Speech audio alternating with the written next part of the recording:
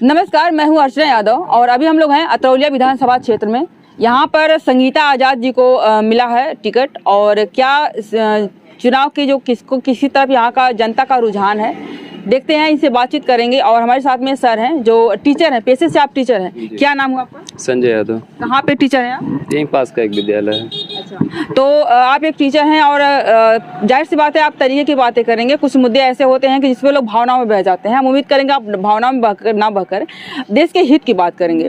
तो भाजपा को आप अगर देश के हित की बात करें तो एज ए टीचर कैसे देखते हैं? क्योंकि वर्तमान में वही सरकार देश के अगेंस्ट देखता हूँ। क्या कैसे? कुछ मैटर होते हैं जो देश के लिए अच्छे नहीं होते हैं। जैसे मान लीजिए अभी कुछ दिन पहले आपने देखा है कि हमारे देश के आर्मी के अंदर से कुछ खाने पीने की बातों को लेकर प्रश्न उठे थे। तो अब आर्मी के जवान हमारे दिन रात बॉर्डर पे रहते हैं, उनको खाना पीना ठीक नहीं मिलता है। देश की सेवा कर रहे हैं और उसको सबसे बेटर अनाज चाहिए, सबसे बेटर फैसिलिटी चाहिए, सारी चीज़ें गवर्नमेंट को देनी चाहिए। तो अगर एक जवान हमारा बोल रहा है कि हमको खाना नहीं ठीक मिल रहा है या अदर चीज़ें ठीक नहीं मिल रही, तो उसका मतलब कुछ ना कुछ है। और दूसरी चीज़ें हैं कि हम ये तो शो करते हैं कि हम बहुत मजबूत हैं हर जगह से, फिर भी हमारे यहाँ कुछ ना कुछ ऐसा हुआ है। जैसे आप बालाकोट देख लीजिए। तो इस तरह की चीज़ें आखिर कैसे हैं? हम कह रहे हैं कि अगर हम कहीं पे एक छोटा सा कोई भी हथियार या कोई भी चीज़ लेके नहीं जाते हैं, 25 जगह हमारे यहाँ मेटल डिटेक्टर वगैरह हैं और एक गाड़ियाँ आपके यहाँ बारूद आ जाती हैं, तो कुछ तो कारण है ना। तो इस वजह से देश के हित में तो मुझे नहीं दिखाई पड़ता। हाँ, व्यवसायियों के हित में है ये सरकार। ये सही है, क्योंकि व्यवसायी चाहे जितना भी फंड उठा ले बैंक से, उसको आज़ादी मिल जाती है, विदेश जाके सेटल हो जाओ। आम कोई आदमी है, जैसे मुझे एक पासपोर्ट बनाना है तो उसके लिए 25 इंक्वायरी होगी। कोई मेरे पास एक केस लग गया तो पासपोर्ट जब्त हो जाएगा। जिसको बैंक ने पहले ही डिफाल्टर बता दिया है वो देश के बाहर चला जाए। तो ये बात समझ में आ रही है। तो इस वजह से ये व्यवसायियों की सरकार हो सकती है। जी, शिक्षा के दृष्टि से आप कैसे देखते हैं? मतलब जैसे कि पहले के समय में शिक्षा थी, रोजगार था, उस अनुसार कैसे देखते हैं? उससे कंडीशन गड़बड़ हुई है। ये जो शिक्षा की नई नीति आई है जो 2022 से लागू भी हो गई है, उसको कैसे देखते हैं? ये मेरी समझ में जहाँ तक आता है कि एक लोअर फैमिली या मिडिल फैमिली इसके बोझ से दब जाएगी। जैसे हम लोग पढ़ते थे, आप पढ़े होंगे या और लोग पढ़े होंगे कि हम लोग हाई स्कूल करते थे, इंटर करते थे, बीए करते थे, साल में एक बार हमारा बोर्ड फॉर्म भरा जाता था, एक बार फीस देते थे। अब एक ही साल में 2-2 सेमेस्टर का एग्जाम है, 2-2 बोर्ड फीस देनी है, तो वो लोड किसके ऊपर जा रहा है? तो फीस तो तब भी दो बार ही दी जाती थी। हमने तो 2 बार ही दी। आप बीए की होंगी, फर्स्ट ईयर में 2 बार एग्जाम किया आपने, 2 बार बोर्ड फीस दी है? नहीं, बीए नहीं, अलग अलग जगह पे अलग होता है। जैसे कि कोई यूनिवर्सिटी वगैरह हो गई तो वहाँ पे सेमेस्टर वाइज, हमने पीजी किया था तो वहाँ पे सेमेस्टर वाइज था। हमने जो है कि बीए में मतलब यहाँ जौनपुर यूनिवर्सिटी, कोई यूनिवर्सिटी होती है जो सेमेस्टर वाइज करवाती है। तो काफी ग्रेजुएशन के लिए तो ऐसा कुछ नहीं था, अभी जल्दी से शुरू हुआ या कोई यूनिवर्सिटी पहले से करा रही हो, अलग की चीज। ये भी जो फायदे के लिए हो सकता है ना। हो सकता है किसी स्टूडेंट के साथ में कोई पहले सेमेस्टर में ट्रेजेडी हो गई हो जिसके कारण उसका अच्छा नंबर ना है, तो सेकंड सेमेस्टर में उसको कवर कर लेगा। ये तो अच्छी बात हो गई ना। तो वो तो पहले के समय में था, ईयर में भी कवर कर सकता है, सेकंड ईयर में भी कवर होगा। आखिर मार्क्स तो थर्ड ईयर में सब इंक्लूड होते हैं एक साथ ना। नहीं, क्यों नहीं? फर्स्ट ईयर में फेल हो गया वो सेकेंड ईयर में फिर ट्रांसफर नहीं होगा। फेल हो गया तो ट्रांसफर नहीं होगा। तो यहाँ भी तो फर्स्ट सेमेस्टर फेल किया तो सेकंड सेमेस्टर नहीं जाएगा। कैसे जाएगा? सेकंड सेमेस्टर जाएगा, लेकिन थर्ड सेमेस्टर फर्स्ट सेमेस्टर का एग्जाम देना पड़ेगा। नहीं, एग्जाम देना पड़ेगा। फर्स्ट सेमेस्टर जब वो पास आउट नहीं करे, सेकंड सेमेस्टर कैसे एग्जाम? सेकंड सेमेस्टर में जाएगा, आपको पता नहीं, शायद जानकारी नहीं है। सेकंड सेमेस्टर में जाएगा, लेकिन जब थर्ड सेमेस्टर में जाएगा तो उसको फर्स्ट का भी एग्जाम देना पड़ेगा, उसको क्लियर करना पड़ेगा। जब तक वो क्लियर नहीं करेगा तब तक वो सेकंड सेमेस्टर थर्ड सेमेस्टर में नहीं जाएगा। हो सकता है इसके बारे में तब समझना होगा, या तो मेरी जानकारी कुछ गलत है या तो आपकी। नहीं, क्योंकि हमने जब पीजी किया हुआ था तो मेरे साथ में ऐसा ही था। आपके समय में क्या? तो मैंने पीजी किया था, उस समय दूसरा था। हाँ, तो आज बता रही हूँ नई शिक्षा नीति से मैं आपकी बात कर रहा हूँ कि नई शिक्षा नीति में जी सब्जेक्ट से बैक लग जाता है। तो बैक तो वो तो लगता ही है, जो इम्प्रूवमेंट करते हैं उसको दूसरे वर्ड में इम्प्रूवमेंट बोला जाता है। जी, अभी जो आने की बात कर रहे हैं, जैसे कि बम आ गया था कारतूस का, चीन और पाकिस्तान का मिलकर के वहाँ पे मुंबई में पकड़ा गया है। खान सर को आप देखते होंगे, ऐसा कोई नहीं है जो खान सर का ना देखता हो। उनकी एक वीडियो वायरल हुई थी कि भारत की क्या कंडीशन है जब से यूक्रेन रसिया युद्ध हुआ है, या फिर इजराइल और हमास का युद्ध हुआ है। ईरान भी खिलाफ हो गया है, इधर में मालदीव खिलाफ हो गया, पाकिस्तान तो पहले से था, बांग्लादेश कोई वो नहीं है, चीन पर भी, नेपाल पर भी चीन ने अपना कब्जा कर रखा है, और चीन तो हमारा दुश्मन है ही, चारों तरफ से भारत घिरा हुआ है। क्या करना चाहेंगे? अब देखिए, हमें एक तरफ भाजपा सरकार, मोदी जी खास करके कहते हैं कि भारत सुपर पावर बनने की तरफ बढ़ रहा है। कैसे सुपर पावर बढ़ेगा, कैसे सुपर पावर बन सकता है बताइए? जो किसान दिन भर खेत में अपना खून पसीना बहाता है, आप उसकी क्वांटिटी 2000 से आंकते हैं, ऐसे सुपर पावर बनेगा? आप बताते हैं देश के 90 करोड़ लोगों को हम फ्री राशन दे रहे हैं, जहाँ 90 करोड़ गरीब हैं, ऐसे सुपर पावर बनेगा? क्या राशन देने की आवश्यकता है? क्योंकि हम देख रहे हैं कि ऐसे भी लोग हैं जिनको आवश्यकता नहीं, फिर भी उनको मिलता है। तो वो किसका काम है? होंगे ना? किसका काम है उसको बाहर करना? जनता तो करेगी नहीं, ये किसका काम है? उसके ऊपर सर्वेक्षण करवा लें, कौन राशन लेने के लायक है, नहीं है, वो करवा लें। और दूसरी चीज, राशन क्यों दीजिएगा? आप रोजगार दे दीजिए, नौकरी दे दीजिए, राशन लोग खरीद के खा लेंगे। राशन की क्या गरज है? 5 किलो राशन की क्या जरूरत है? नौकरी दीजिए। तो नौकरी की बात भी लोग करते हैं कि तो 140 करोड़ की जनसंख्या भारत है, और इसमें सरकारी गवर्नमेंट जॉब की उतनी पॉसिबिलिटी नहीं हो पाई है, कितना वैकेंसी निकालेगी सरकार? तो गवर्नमेंट जॉब ही की जरूरी है, या फिर जो है कि कंपनियां लगाए, फैक्ट्रीज लगाए, उसमें भी लोगों को जॉब दे? कंपनी लगा सकते हैं। हमारी पॉपुलेशन चाइना की पॉपुलेशन से ज्यादा नहीं है, ज्यादा हो गई इस समय हो गई होगी मौके पे ज्यादा, चलिए ठीक है, लेकिन ज्यादा अगर हो गई है तो चाइना में ये नहीं है कि गवर्नमेंट जॉब ही आती है, वहाँ मैन्युफैक्चर सिस्टम भी चल रहा है, कंपनी चल रही है, सब कुछ है, तो कंपनी लगा दीजिए। जरूरी नहीं है कि आप प्राइवेट सेक्टर या गवर्नमेंट सेक्टर दोनों को डेवलप कर दीजिए। कंपनी की बात कर रहे हैं तो हमने एक जगह बात की हुई थी, तो वो लोग बोल रहे थे कि भारत के पता नहीं राम मनोहर लोहिया थे, उनका नाम लिया था, किसका नाम लिया था, कह रहे थे कि उन्होंने कहा हुआ है कि देश का जो विकास है वो किसानों और खलिहानों से होकर गुजरता है। और आज के समय में अगर किसी फैक्ट्री की बात की जाए, अगर किसानों की हम जमीन लेंगे और यहाँ पे फैक्ट्री लगेगी, तो कुछ नेता निकल के इसी समाज में से आते हैं, उसका विरोध करते हैं और आंदोलन खड़ा कर देते हैं। ऐसे कुछ चीजें ऐसी हुई है कि फैक्ट्री लगनी थी और आंदोलन करने के कारण वहाँ से हट गई है। क्या करना चाहिए? ऐसा कुछ नहीं होना चाहिए, इस तरह देखिए, होना नहीं चाहिए, हुआ है। अरे अब नहीं होगा, संपत्ति का अधिकार दे दिए। मिला जुला के देखिए, जैसे नेता कुछ लोगों को गुमराह करके कुछ कर सकते हैं, लेकिन जब तक भीड़ उनके साथ नहीं खड़ी होती है तब तक कुछ काम नहीं होता है। क्योंकि आम आदमी कहीं कहीं भीड़ के ही रूप में रहता है, उसको उतना ज्ञान तो रहता नहीं, कोई भी आकर के उनको बलगरा देता है। चाहे आपके समाज से निकल के कोई भी कहे कि भैया हम नेता बनेंगे और हम देने नहीं देंगे, तो उसको लोग अपना अगुआ मान लेते हैं। ऐसा होता है, आपने देखा है कभी? नहीं, उस तरह की जो बात आप कर रही हैं, ऐसे तो बरगला तो लेते ही हैं लोग, बरगलाना ही होता है कि जो इस तरह की चीज़ें उपलब्धि बताते हैं कि हम राशन दे रहे हैं या ये दे रहे हैं वो दे रहे हैं।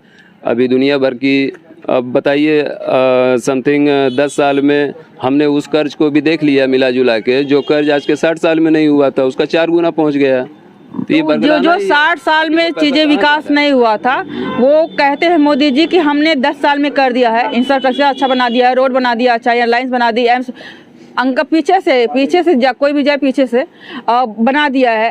तो देश में एक दुनिया में कहते हैं कि हमारा एक भारत जो है कि उभरते स्वरूप के रूप में दिख रहा है, और बाहर के लोग स्टेटमेंट भी देते हैं कि भारत आने वाले समय में एक उभरती हुई या विकसित शक्ति के रूप में देखने को मिलेगा। अगर ऐसी चीजें हैं तो विदेशी मेहमानों को लाने के बाद टेंट क्यों लगा दिए जाते हैं रोड पे? क्या छिपाया जाता है? ये सवाल मेरे मन में था। मैंने कहा था कि जब कोई इस तरह से पूछेगा तो मैं भी इस पे जवाब दूंगी। एज ए पत्रकार मैं जवाब देना चाहती हूँ, क्योंकि मैं भी इस देश का नागरिक हूँ। आपके घर में कभी शादी पड़ती होगी, मेहमान आने वाले होते होंगे, आपका घर काहे रंगाई पुताई हो जाती है? अगर घास वगैरह कहीं वो रहता है, व्यवस्थित चीज रहती है, क्यों समतल कर दी जाती है? तो घर का कलर कमजोर हो जाता है, इसलिए उसको साइन करवाते। अगर जो 70 सालों में नहीं हुआ, सरकार का ये जिम्मेदारी, हम अपना पक्ष क्यों रख रहे हैं, लेकिन ठीक है रख दे रहे हैं। अगर जो 70 सालों में नहीं हुआ, हर पर्टिकुलर व्यक्ति की अपनी जिम्मेदारी होती है कि अपना घर हम चिकना रखें। लेकिन अगर कुछ चीजें जो है कि अव्यवस्थित है, तो बाहरी लोगों को दिखाना जरूरी थोड़ी नहीं कि अगर हमारे घर में ही कोई शादी ब्याह पड़ता है, कोई फंक्शन पड़ता है, तो हम भी तो उसको ढकने का प्रयास करते हैं। फिर देश का अगर अगुवा कर रहा है तो क्या दिक्कत उसमें? नहीं तो आपको उसमें शर्म क्यों है? नहीं, हम भी तो अपने शर्म काहे नहीं करते? हमको भी शर्म नहीं आनी चाहिए ना कि हमारा जिस स्वरूप में है वही स्वरूप देखो, काहे वो कुछ ना करते हैं? स्वरूप तो देखा ही जा सकता है, जैसे देखिए घर के अंदर की सफाई, आप जहाँ उनको एज ए गेस्ट बैठा रहे हैं, आप वहाँ कुछ भी कीजिए ना। आप वहाँ दिल्ली की सड़कों पे तो बैठाए नहीं उनको। जाना तो उसी रास्ते से था ना। नहीं, रास्ते से जाने का मतलब क्या, अब हमारी बारात जहाँ से आती है हम वहां तक टेंट लगा देते हैं क्या? आपने टेंट का तो एग्जांपल ले लिया, रंगाई पोताई का ले लिया, तो जहाँ से बारात आती है हम लड़की वाले के घर पे हम अपने घर से नहीं रंगाते हैं। आप मैंने एग्जाम्पल दिया, आप उसको नहीं, सदस्यता स्वीकार कर लिया, उसी को है ना। accept कर दिया। सदस्यता भाव को नहीं समझा, मतलब कि हम एक आम आदमी हो गए, अब बारात तक की काम है और वहाँ पे विदेशी गेस्ट आ रहे हैं जो बहुत बड़े बड़े लोग हैं, इंडस्ट्रियलिस्ट हैं। तो बड़े बड़े लोग हैं तो इसका मतलब क्या है कि ये कुछ गरीब हैं तो उनको हटा दो, वहाँ से खाली करवा दो। जरूरी तो नहीं है नहीं, जरूरी तो नहीं है, लेकिन करने के पीछे क्या मकसद रहा होगा? उसे करने के पीछे मकसद रहा होगा कि बहुत अमीर हैं, हमने कितना डेवलप किया वो ना उनको दिख जाए। क्योंकि हम बाहर तो टेलीप्रॉम्प्टर से सब कुछ बोल देते हैं, अपने आप को ये G20 का जो बैठक हुई थी, इसके पहले जो कभी नहीं हो पाई, मतलब 70 सालों में, अरे 70 सालों में, जो मोदी जी कहते हैं, इसको एक बड़ी उपलब्धि के रूप में आप नहीं देखते हैं? नहीं, क्यों नहीं देखते हैं, जरूर देखते हैं। ये बड़ी उपलब्धि है, इसीलिए तो लगातार चीन भी हमारे यहाँ प्रवेश करता जा रहा है। अभी देखिए कल परसों में एक न्यूज आई है कि मालदीव भी चला गया है। सब कुछ तो दिख ही रहा है। कल परसों में नहीं आई है, महीनों पहले आ गई। अरे अभी कल परसों तो मीडिया पुष्टि कर रही है भाई, कल परसों तो मीडिया बता रही है। अभी बहुत पुरानी, अरे पुरानी घटना है तो उसको एक्सेप्ट तो कीजिए भाई। एक्सेप्ट तो कब से कर लिया लोग, जब मोदी जी वहाँ पे मालदीव की घटना लक्षद्वीप में आई है कि जब लक्षद्वीप पे कुर्सी लगा के बैठ गए तो मालदीव दिखने लगा। उससे पहले वहाँ, उसके पहले बहुत कुछ दिखाई पड़ता था। सैनिकों को वापस भेजना प्रारंभ कर दिया, तो वही मांग कर रहे थे पहले। हाँ, क्या बोल रहे हैं? मोहम्मद मोइजू की जब सरकार आई वहाँ, तो वो मांग किया, मतलब वहाँ से भारतीय सैनिकों को भेजना शुरू कर दिया था चीन की वजह से। भेजना नहीं शुरू कर दिया था, वो कह रहा था कि हमारी सरकार बनेगी तो हम भारत के जितने सैनिक 80-50 सीटें हैं सब वापस करेंगे। और बनी गई, उसकी उसके भेजना शुरू कर दिया, तो हो आगे सैनिक, सिविलियन सैनिक गए हैं वहाँ, सिविल ड्रेस में।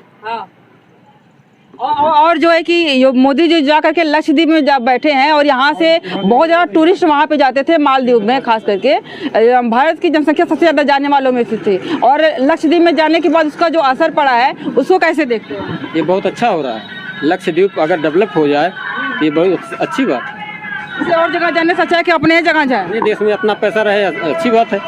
इसके पहले मोदी जी ने ऐसा कुछ क्यों नहीं किया, क्या लगता है? मतलब ये भी वो भी चाह रहे थे कि इंतजार करने की किसी पे, जब तक हमका उंगली ना करे तब तक हमने सीधे लाइन में आए। उंगली नहीं, सबकी अपनी अपनी सोच है।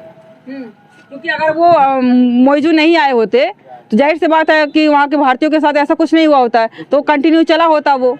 तो हमारा जो लक्षद्वीप है वो इतना समृद्ध है और नेचर की वजह से तो वो तो पीछे ही रह जाता ना। पहले करना चाहिए था, मालदीव के पहले ही। तो वही न, दूरदर्शिता नहीं थी, अब दूरदर्शिता नहीं थी अब तक के नेताओं में। मोदी में है। हाँ, हम तो मानते हैं। क्या क्या दूरदर्शिता आप देखते हैं? यही जो आज हमारी ये क्या नाम बताइए, ये क्या कहते हैं उसको, विदेश नीति देख लीजिए, टॉप पर है इस समय।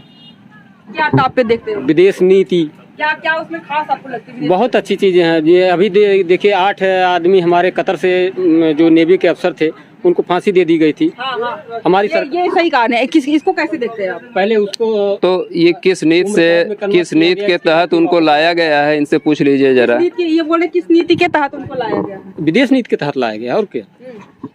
ये भी लोग बोल रहे थे क्या मोदी के अलावा कोई भी और सरकार होती तो फांसी को रोक पाती? क्यों नहीं रोक पाती?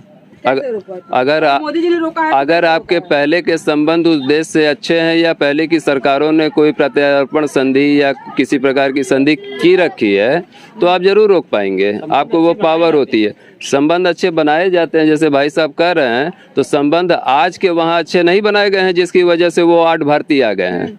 कौन सा संबंध, कितना 10 साल में कौन सी विदेश यात्रा वहाँ पे हुई है जो संबंध बन गए? आखिर वहाँ कौन सी विदेश यात्रा इनकी हुई? कोई यात्रा करने गए थे, कोई संबंध बनाया वहाँ? ये क्या आपको लगता है कि ये कांग्रेस जो है उसने संबंध अच्छा बनाया है? तो जाहिर सी बात है, देश में जो हुआ कांग्रेस ने किया। 60 साल जो था 10 साल में हो गया है क्या सब कुछ? तो फिर लोग 10 साल की बात क्यों करता है? इससे लगता है कि 10 साल में महंगाई बढ़ी, 10 साल में बेरोजगारी बढ़ी। क्या उसके पहले नहीं थी? सारे लोगों को रोजगार था? नहीं, सब कुछ था। जैसे क्या है कि अपना अपना तरीका लोगों का होता है। कुछ लोग होते हैं कि मैंने अगर रेमंड का शर्ट पहना है तो मैं 10 दोस्तों को बताता हूँ ये देखो ठीक है रेमंड का है, और कुछ लोग पहने रहेंगे जिनकी जानकारी वो जान जाएंगे रेमंड पहना है। तो बस वही वो औकात भी तो होती है ना कि अगर हमारे पास हम कंटिन्यू पहनते हैं तो हम नहीं दिखाएंगे, अगर उसी समाज में हम रहे सबके पास रेमंड का है तो हम नहीं दिखाएंगे, लेकिन अगर सब लोग टपरी का पहने हैं और हमने रेमंड पहली बार पहना है तो जाहिर सी बात दिखाएंगे ही। दिखाएंगे, लेकिन अब इस तरह से दिखा के लोगों को अंधा थोड़ी बनाएंगे। इस तरह से दिखा के लोगों को अंधा बनाएंगे। कौन अंधा बना रहे हैं? मोदी? तो कौन बना रहे हैं? क्या मोदी बनाए? मतलब मोदी जी में 10 साल में आपको ऐसा कोई काम नहीं नजर आया कि जो उन्होंने अच्छा किया हो? नहीं, अच्छा काम किए या गलत काम किए ये मुझे एक मतलब कि एक पॉजिटिव वे में अगर हम देखना चाहें, कोई हमारे दर्शक देखना चाहें तो क्या एक भी काम ऐसा नहीं है जिसको आप एक अच्छा में गिनाना चाहें कि मतलब 10 सालों में उन्होंने एक अच्छा काम किया है बाकी सब बेकार किया? मैं अच्छा काम तो नहीं गिना सकता। बुरा काम? बुरा काम जितने चुनावी वादे करते हैं सबको बाद में जुमला बता देते हैं इनके लोग, तो ये बुरा काम ही है। अच्छा, ये आज ही न्यूज आ रही थी, अमित शाह का एक बयान आया है कि चुनाव से पहले ही CAA लागू हो जाएगा। CAA लागू हो जाएगा, कर दीजिए लागू। देश की सुरक्षा का मैटर है, उस पर कोई प्रश्न नहीं है। लेकिन इलेक्ट्रॉल बॉन्ड पे जो फैसला सुप्रीम कोर्ट ने दिया था, स्टेट बैंक को सारे डॉक्यूमेंट्स और दस्तावेज जमा करवाने थे कि किस पार्टी को कितना फंड मिला है। क्यों स्टेट बैंक को उसको जून तक टालने के लिए बोल रहा है? क्या लगता है क्यों कह रहा है? गवर्नमेंट के दबाव में है और क्या। गवर्नमेंट के दबाव में बताना पड़ेगा ना। अभी कुछ दिन पहले एक चेकबुक वायरल हो गया था माल्या का, उसको भी दिखाना पड़ेगा ना, वो पार्टी फंड को पैसा देके गया है। अच्छा, ये आजमगढ़ में मोदी जी आ रहे हैं 10 तारीख को, इसको कैसे देख रहे हैं कि आजमगढ़ के लोगों पे कुछ असर पड़ेगा? प्रधानमंत्री यहाँ स्वागत है, असर कुछ नहीं पड़ना है। जी, मतलब आप कांग्रेस को देंगे या फिर जो है कि सपा को? हम देखिए, हम लोग सपा के वोटर इधर हैं और 10 सीटें हमारे यहाँ विधानसभा में आती हैं, 10 की 10 आ गई। देखिए, पहली बार मोदी जी आने वाले थे, बेचारे आ नहीं पाए और बाढ़ उड़ आ गई थी तो 7-8 सीट आ पाई थी। दोबारा एक बार आ गए थे मऊ में तो 9 सीट मिल गई, और पिछली बार नहीं आए थे तो मान लीजिए 10 की 10 हो गई। इस बार आएंगे तो मुझे लगता है कि सारी सांसदी की सीटें भी आ जाएं। जी, ये निरहू जी कहते हैं कि अगर आजमगढ़ से अखिलेश यादव चुनाव लड़ेंगे तो बहुत मजा आएगा। क्या लगता है कि वो मतलब कि ये जो विधायक निरहू को मजा नहीं आएगा, यहाँ की जनता को आएगा। क्या मजा आएगा? अरे वो जो पागलपंती करते हैं अपने भाषण उषण देते हैं, उनको देखने में मजा ही आता है ना। आज तक मजा ही दिए टीवी पे, तो वही करते हैं वो। कहीं टॉली पे चढ़ के नाचने लगेंगे, कहीं पे कूदने लगेंगे। वो तो उनका एक्टर हो गया। जैसे आप टीचर हैं, आपका प्रोफेशन है, वैसे एक्टिंग उनका प्रोफेशन है। As a human being, as a नेता उनको कैसे देखते हैं? नेता कहाँ वो हैं? वो नेता नहीं, अभिनेता है। नेता की तरह तो मैं देखता ही नहीं। नेता तो बहुत सारे हैं, चाहे जया बच्चन को लिया जाए, प्रदा को ले लिया जाए, या फिर स्मृति ईरानी को ले लिया जाए। किसी भी पार्टी में हो, ऐसा कोई नहीं है नेता वो ना हो। रवि किशन है, बहुत सारे नेता। जया बच्चन की तो टैली उनसे की ही नहीं जा सकती है। क्यों? उनका पॉलिटिकल कैरियर लंबा हो गया। इनका कितने साल का है? तो बस कोई तो कहीं ना कहीं तो कोई पहली बार शुरुआत ही करता है। तो इस तरह की शुरुआत थोड़ी होती है। एक भाई मना करता है कि बाबू मत करो, ये ना हम करेंगे। उनके भाई साहब को देख लीजिए। अपनी पर्सनल इंडिविजुअल वो होती है ना कि हमको क्या करना, किसी के रोकने से कोई क्यों? तो नहीं, उनको रोकने के लिए कौन बोल रहा है? वो लड़े ना। हो सकता है जया बच्चन कोई रोकने वाला ना रहा हो। हाँ, ये भी है ना।